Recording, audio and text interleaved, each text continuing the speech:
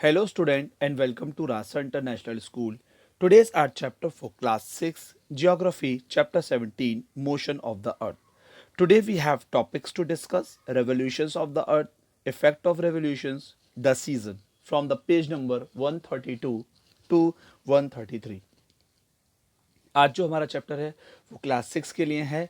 Chapter भूगोल से लिया गया है. चैप्टर 17 मोशन ऑफ द अर्थ यानी अर्थ के मोशन.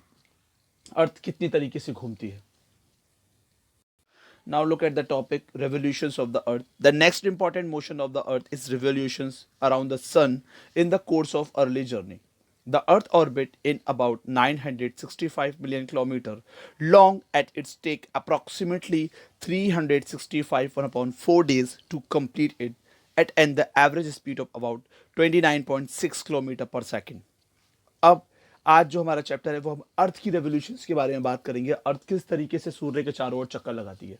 प्रीवियस हमने जो टॉपिक था उसमें हमने अर्थ की रोटेशन, अर्थ किस तरीके से अपनी ही जगह पे अपने एक्सिस पे घूमती है वो देखा था. तो आज हम बात करेंगे अर्थ किस तरीके से सन के चारों ओर चक्कर लगाती है. तो अर्थ जो अपना एक चक्कर है वो पूरा लगाती है 365 दिन 6 घंटे में.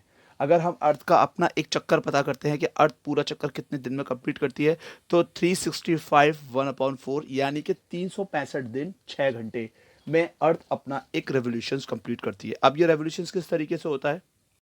Now look at the GIF. अब आप इसमें देखिए इसमें अर्थ किस तरीके से सन के चारों ओर चक्कर लगा रही है और इसकी जो स्पीड है वो स्पीड कितनी है. इसकी जो स्पीड है वो है 29.6 किलोमीटर. 29.6 किलोमीटर जो अर्थ की स्पीड है वो कितनी है. कितनी स्पीड से घूम रही है अर्थ. 29.6 किलोमीटर पर सेकेंड. पर सेकेंड मतलब एक सेकेंड में इतनी तेज इसका एक रिवॉल्व हो रहा है.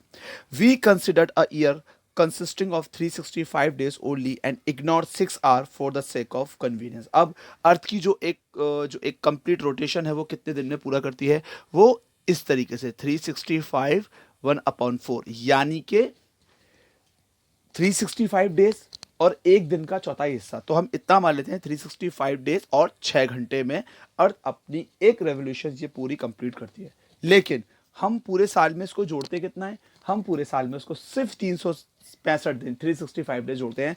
बाकी ये जो 6 घंटे होते हैं हम इसको छोड़ देते हैं. अब देखिए हम इसको किस तरीके से यूज करते हैं. The balance of about 6 hour is computed to form extra day after every 4 year. अब इसी तरीके से जब हम ये 6 घंटे इस तरीके से एक साल के लिए, फिर एक तरीके से एक साल के लिए, फिर एक साल के लिए, फिर इसको एक साल और प्लस किया तो ये कितने हो गए 6 + 12 + 18 और ये तो हमारे टोटल निकल कर आ गया यहाँ पर 24 आवर्स. हर साल 6 घंटे छोड़ने से क्या हो गया हमारे यहाँ पर निकल कर आ गए 24 घंटे बन गए. ठीक है. Now this is every 4th years 1 day is added to the month of February instead of 28 days. अब ऐसे ही करते करते जब हम इसको कहाँ, हम इस एक दिन को कहाँ ऐड कर देते हैं. हम इसको ऐड कर देते हैं फरवरी के मंथ में. फरवरी के मंथ में एक दिन होते हैं तो जब हम इसको प्लस करते हैं तो फरवरी के मंथ में कितने दिन हो जाते हैं 29 डेज. ये वो रीजन होता है कि हर मतलब एक टाइम पीरियड के मतलब 4 साल के बाद वो 6 घंटे कंप्लीट हो जाते हैं तो क्या बन जाता है पूरा एक दिन बन जाता है. तो हम वो फरवरी के अंदर कंप्लीट करते हैं तो उसको कौन सा ईयर बोला जाता है. उसको हम लोग बोल देते हैं लीप ईयर जिसमें 29 डेज होते हैं. तो वो क्या कहलाता है लीप ईयर. अब वो लीप ईयर क्यों कहलाता है क्योंकि जो अर्थ है अपनी रेवोल्यूशंस, जो अर्थ है अपनी रेवोल्यूशंस हर साल 365 1/4 यानी 365 दिन 6 घंटे में कंप्लीट करती है और उस 6 घंटे को हर साल इस तरीके से छोड़कर प्लस कर देते हैं तो वो 4 साल कंप्लीट मिलकर क्या बन जाता है वो एक दिन बन जाता है और उसको फरवरी के महीने में ऐड कर देते हैं. तो जिस फरवरी के महीने में 29 डेज होते हैं वो क्या कहलाता है लीप ईयर.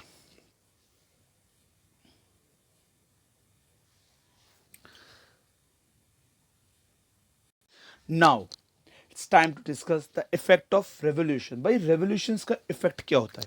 रेवोल्यूशंस का इफेक्ट क्या होता है मतलब आखिर ये जो सन के चारों ओर जो अर्थ चक्कर लगा रही है तो इसका एक होता क्या है, इसका असर क्या पड़ता है. जिस तरीके से हमने देखा rotation, rotation causes day and night. जब अर्थ अपने ही एक्सिस पर रोटेट करती है तो उसमें क्या होता है डे एंड नाइट. ठीक उसी तरीके से जब earth revolve around the sun तो it causes season. Changing season. तो it determine the primary distribution of solar energy over the earth. क्या करती है, पूरे अर्थ में क्या होता है, एक सोलर एनर्जी का एक मतलब एक तरीके डिस्ट्रीब्यूशन होता है कि आधे में दिन, आधे में गर्मी, आधे में सर्दी, है ना। तो ये क्या होता है, ये एक सीजन चेंज करने के लिए बेहतर होता है। देखिए, जब अर्थ अपने एक्सिस पे, जब अर्थ रिवॉल्व करती है, जब अर्थ रिवॉल्व करती है तो आप देखें इसमें अर्थ के जो कुछ चीज़ें हैं वो चेंज होती जा रही है। तो जैसे कि मतलब अगर हम बात करते हैं, देखिए जो उसका सामने वाला फेस है, ये वाला फेस देखिए इसमें, तो यहाँ धूप है और यहाँ पीछे क्या है, यहाँ सर्दी होती जा रही है। तो मैं आप इसको क्लोज करके दिखा रहा हूँ।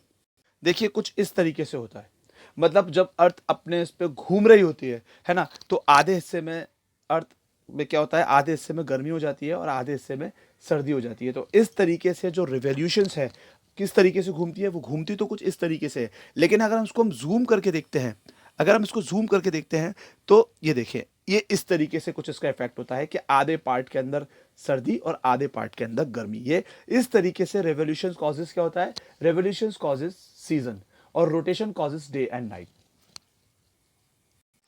Now the next topic is season. The season are the division of year according to regular and the constant change in the weather. They occur or the courses of annual cycle. Following are the two factors which give rise to the season: the inclinations of the earth axis, the revolutions of the earth around the sun with its axis inclined. अब जो यहाँ पे season आता है, वो season क्या होता है, एक अर्थ का जो एक पूरे तरीके से सन के चारों ओर चक्कर लगाती है, तो वो क्या क्रिएट करता है, वो क्रिएट करता है चेंजिंग सीजन। भाई हमेशा ध्यान रखिएगा, rotation causes day and night and revolution causes season. तो जितने भी हम जो चेंजिंग सीजन देखते हैं, जो सीजन बदल रहे होते हैं, सर्दी, गर्मी, बरसात, ये सब कैसे आते हैं, ये जब अर्थ अपनी जगह पे रिवॉल्व कर रही होती है तो ये सीजन को चेंज कर रहा होता है। A year is usually divide into summer, winter, spring and autumn season. मतलब एक साल के अंदर कितने सीजन होते हैं, summer, winter, spring and autumn. अब ये किस तरीके से होते हैं, देखिए, the figure on the right show the movement of earth around the sun and the position of the earth for significant dated 21 March, 21 June, 23rd of September and 22nd of December. The interval between these date in about 3 months. अब मैंने आपको इसमें कुछ date बताई है, 21 March, 21 June, 23rd of September and 22nd of December. ये क्या है और ये किस तरीके से सीजन को चेंज करती है, तो अब हम देखते हैं। June 21 and 22nd December are known as summer solstice and winter solstice. Now look at the picture, है ना। अब यहां पर हम देखते हैं कि जून 21 June and 22nd of December. देखिए ये और ये।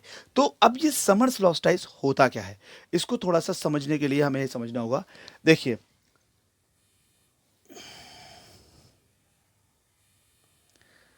समर सॉल्स्टिस, अब 21 June and 22nd of December are known as summer solstice, winter solstice, respectively. Solstice means sun standing still, reaching the highest point. अब देखिए सन क्या कर रहा है इसके अंदर, सन इस एरिया में 21 जून को बिल्कुल डायरेक्ट वर्ल्ड के मतलब एक बिल्कुल सीधा, इसकी जो सूरज की रोशनी है वो सीधी पड़ रही है। तो 21 जून क्या होता है, समर सॉल्स्टिस होता है इस साइड पे, ठीक है। 21 June and 22nd December known as summer solstice and winter solstice. तो आप देखिए इस एरिया में यहाँ पे क्या है भाई, यहाँ पर अगर हम इसको देखते हैं तो जून में ये क्या है, यहाँ बहुत सबसे ज़्यादा गर्म दिन है, 21 ऑफ जून, ठीक है। अब अगर हम बात करते हैं विंटर सॉल्स्टिस की, तो इस एरिया में यानी इस साइड पे क्या है, अंधेरा है। अगर हम बात करते हैं इस साइड पे, देखिए यहाँ पर सूरज की रोशनी ज़्यादा पड़ रही है, और अगर हम उसका अदर हैंड देखेंगे विंटर सॉल्स्टिस, तो इस एरिया में क्या है, इस एरिया में यहां पर कुछ इस तरीके से सूरज का रुख है ना। तो ये यहां पर अब क्या होता है, कहीं पर अब it is the fastest limit over which the sunshine vertically north and south of the equator. और ये एक ऐसा टाइम होता है जिसके ऊपर सूरज की रोशनी जो है डायरेक्ट पड़ती है। Now March 21 and September 23rd are known as equinox. अब मार्च 21 और September 23rd is known as equinox which mean equal day at night.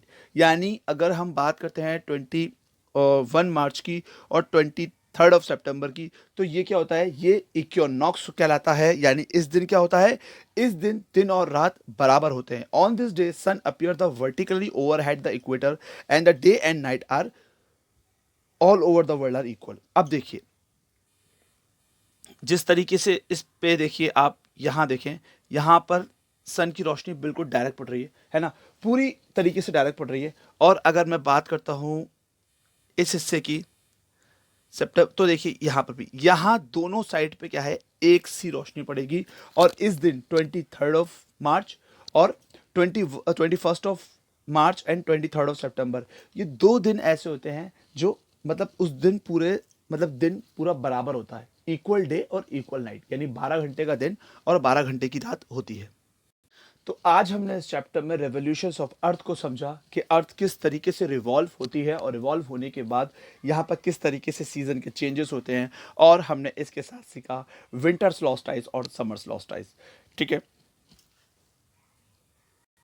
I hope you like this video. We will upload some more new topic of this chapter. Till then, stay safe and goodbye.